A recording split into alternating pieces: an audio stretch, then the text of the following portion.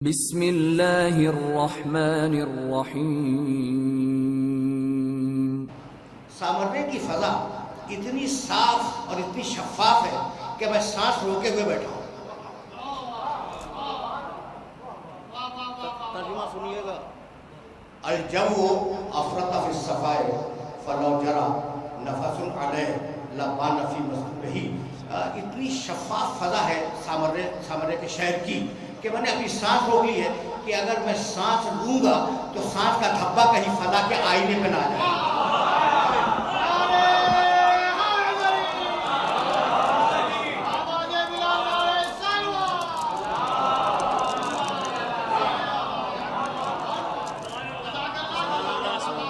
یہ عجیب شعر جب آپ ملاحظہ فرمائیں کہ آپ نے کتنا لطف لیا شعر کا، ہے مبالغہ جنت، مبالغہ تو ہے، حقیقت تو نہیں ہے، مبالغہ تو ہے۔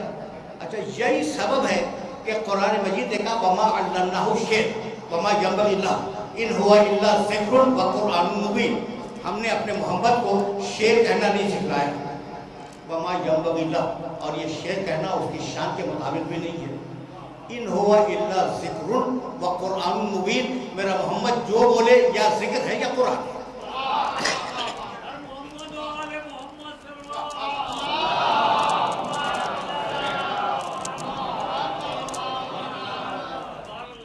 یہ مرحلہ فکر عجیب ہے، بڑی مشہور آیت ہے سورہ یاسین کی، وما علمناہ الشعر، ہم نے اپنے محمد کو، اپنے حبیب کو شعر کہنا نہیں سکھلایا، وما ینبغی لہ، اور یہ شعر کہنا اس کی شان کے مطابق نہیں ہے، ٹھیک۔ ان ہوا الا ذکر وقرآن مبین، میرے نبی کی زبان مبارک سے جو لفظ بھی نکلے یا ذکر ہے یا قرآن ہے۔ اچھا بھائی، اب یہ بتاؤ مجھے کہ شاعری اچھی چیز ہے یا بری چیز ہے؟ اور واقعہ یہ ہے کہ شاعری اچھی چیز تو ہے، اگر شاعری اچھی چیز نہ ہوگی تو حضرت ابو طالب علیہ السلام قصیدے نہ فرماتے۔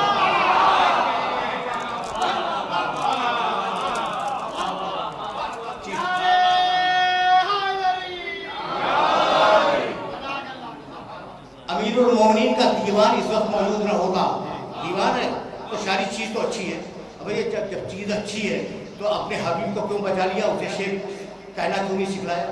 سوال ہے نا بھائی۔ شاعری کا حسن ہے مبالغہ، طے ہو گئی نا بات؟ ابھی میں نے ایک شعر آپ کی خدمت میں عرض کر دیا، شاعری کا کیا حسن ہے؟ مبالغہ۔ اس لیے بچایا شاعری سے کہ اگر رسول اپنی اولاد کی فضیلت بیان کرے گا تو دشمنان اولاد مبالغہ کہہ کے نہ کر دیں گے۔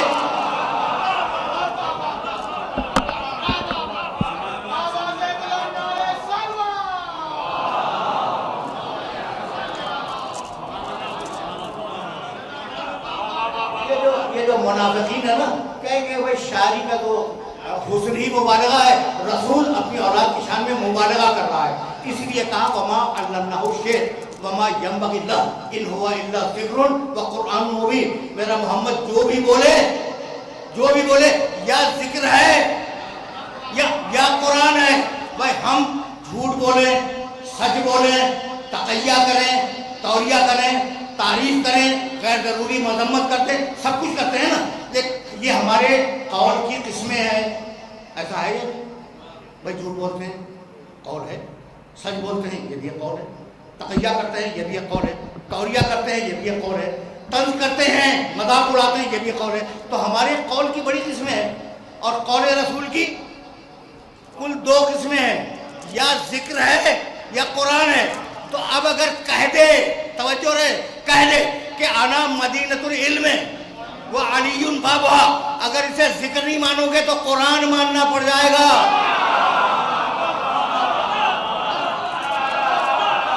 سیدھی بات۔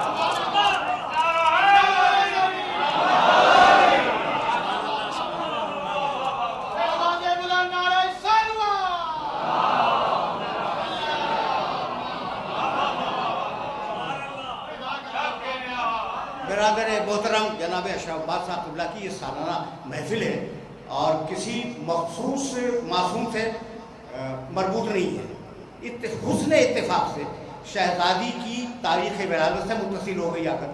اس لیے ہمارے بیشتر شعراء نے شہزادی کی شان میں منقبت ارشاد فرمائی، اشعار پیش کیے. ایسا ہے. اب آخر کلام میں ایک جملہ کہہ کے میں اجازت چاہ لوں.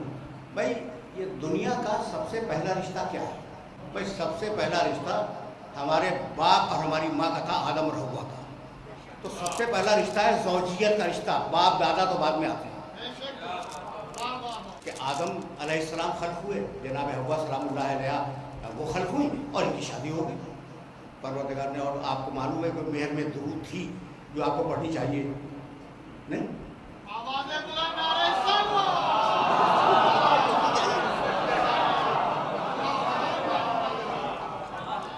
جناب حوا کا جو مہر رکھا گیا تھا کتاب، اچھا پھر ہماری کتابوں میں نہیں، عالم اسلام کے بزرگوں نے لکھا ہے کہ جناب حوا سلام اللہ علیہ کا جو مہر تھا وہ محمد و آل محمد پر درود.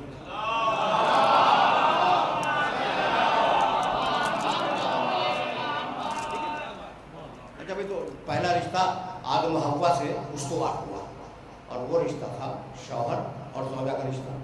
پھر شوہر زوجہ جب صاحب اولاد بنیں گے تو ماں کا رشتہ آئے گا، باپ کا رشتہ آئے گا. اور پھر جب وہ اولاد کی اولاد پیدا ہو جائے گی تو دادا دادی نانا نانی یہ پیدا ہوں گے. تو سب سے پہلا رشتہ ہے زوجیت کا. اچھا بھائی زوجیت کا رشتہ مرد بناتا ہے یا عورت کا؟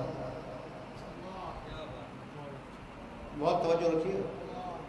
3 ہی طریقے ہیں رشتے کے استوار ہونے کے.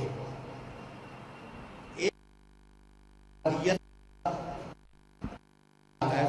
کے، یہ آرام سے سنیے 2 جملے، اور یہ لاؤڈ تھنکنگ کر رہا ہوں میں، سوچ کے بول رہا ہوں. تو پہلا رشتہ کیا ہے؟ زوجیت کا، زوجہ. ٹھیک. پھر شادی ہوئی تو ماں باپ بن گئے، یہی ہوا. تو دوسرا رشتہ کیا ہوا بھائی؟ ولدیت. تو رشتے پیدا ہوئے زوجیت سے. ٹھیک. اور دوسرا رشتہ پیدا ہوا پیدا ہونے سے. تیسرا طریقہ اور ہے رشتے کا، اور وہ اگر یہ سارے بزرگ بیٹھے ہوئے بڑا مسئلہ ہو گیا. تیسرا رشتہ ہے رضاعت کا. رضاعت، دودھ پلانا. تو کیا مرد دودھ پلاتا ہے؟ دودھ تو عورت پلائے گی. اچھا بھائی اب وہ اس شہر میں توجہ رکھیے، اس شہر میں ایک لڑکا ہے اور ایک لڑکی ہے، یا دونوں لڑکیاں ہیں یا دونوں لڑکے کسی گھر میں، اور 2 الگ الگ اشخاص کی اولاد ہیں. تو اگر آپ نے ایک گائے کا دودھ پلا دیا دونوں کو، لڑکی کو اور لڑکے کو، تو کیا وہ رضاعی بھائی بہن بنیں گے؟ نہیں بنیں گے نا. اچھا اور اب یہ بڑی عجیب بات ہے کہ ایک شہر میں ایک محلے سے دودھ خرید کے لائے، ایک لڑکی کو پلایا اور ایک لڑکے کو پلایا، دونوں رضاعی بھائی بہن نہیں بنے گے. لیکن اگر ایک ہی عورت کراچی میں ایک لڑکے کو دودھ پلا دے اور لاہور میں جا کے دودھ پلا دے ایک لڑکی کو، تو دونوں بھائی بہن ہو گئے یا نہیں ہو گئے؟ چوتھا کوئی طریقہ نہیں ہے، اور وہ تینوں عورت بناتی ہے: زوجیت، ولدیت، رضاعت. تو اب یہ مرد حضرات جو تشریف فرما ہے، ممکن ہے کہیں پردے میں خواتین بھی سن رہی ہوں، لیکن اس وقت ہمارے میرے سامنے تو مرد حضرات تشریف فرما ہے. تو مرد حضرات اس خوش فہمی میں نہ رہیں کہ وہ رشتے بناتے ہیں.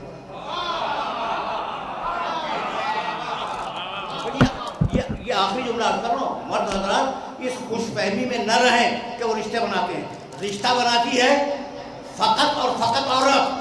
گھر میں آئی زوجہ بنی، اولاد دی ماں بن گئی، دودھ پلا دیا پھر ماں بن گئی. تو رشتے مردوں سے نہیں چلتے، رشتے ہمیشہ عورتیں چلتے ہیں. یہی سبب ہے کہ آیے تطہیر کی شان نزول میں جب تعارف ہوا تو محمد سے نہیں ہوا، ہم فاطمہ و ابوہا.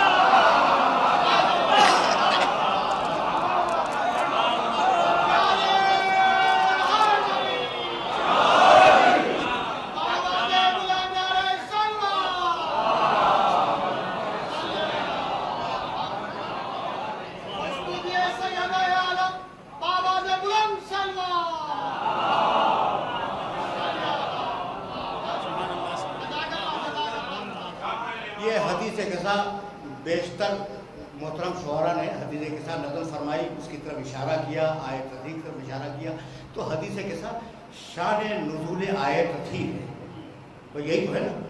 اچھا تو ہم فاطمہ تو و ابوہا و بعلہا و بنوہا، کون ہے بھائی چادر میں؟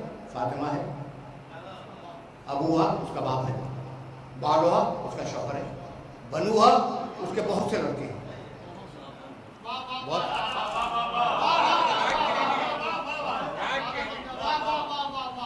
دیکھیں میں بہت زیادہ زبانیں تو نہیں جاتا، 2-3 زبانیں میں بھی جانتا ہوں. ہے تو یہی ہے تو یہی. مثلا ابن ایک بیٹا، ابنان 2 بیٹے، بنون 3 یا 3 سے زیادہ بیٹے. بنو کے ہماری سمجھ میں آ گئی. تو اب عربی زبان میں واحد، تثنیہ اور جمع، یہ 3 شعریں پائے جاتے ہیں. اور دوسری زبانوں میں لڑکا لڑکے، 2 لڑکے کے لیے کوئی لفظ نہیں، 2 بیٹے کے لیے کوئی لفظ نہیں ہے. سنس یا سنسکرت میں پایا جاتا ہے یا عربی زبان میں تثنیہ کا صیغہ. یہاں کیا ہے، ابنان ہے یا بنون ہے. تمام ہو گئی. تقریر تو کر بھی نہیں رہا تھا، لاؤڈ تھنکنگ کر رہا تھا. میری بات تمام ہو گئی. بات تمام یہ ہوئی کہ ہم فاطمہ تو وہ ابوہا وہ بعلہا وہ ابنہا، اس کے 2 بیٹے ہیں. بھائی ہیں تو 2 ہی، اور جملہ کہہ رہا ہے کہ نہیں بہت سے بیٹے ہیں. تو بھائی یہ بات کیا ہے؟ اگر 2 بیٹوں کا تذکرہ ہوتا تو طہارت حسنین پر رک جاتی. اب جہاں تک نسل فاطمہ میں عصمت جائے وہاں تک طہارت جائے.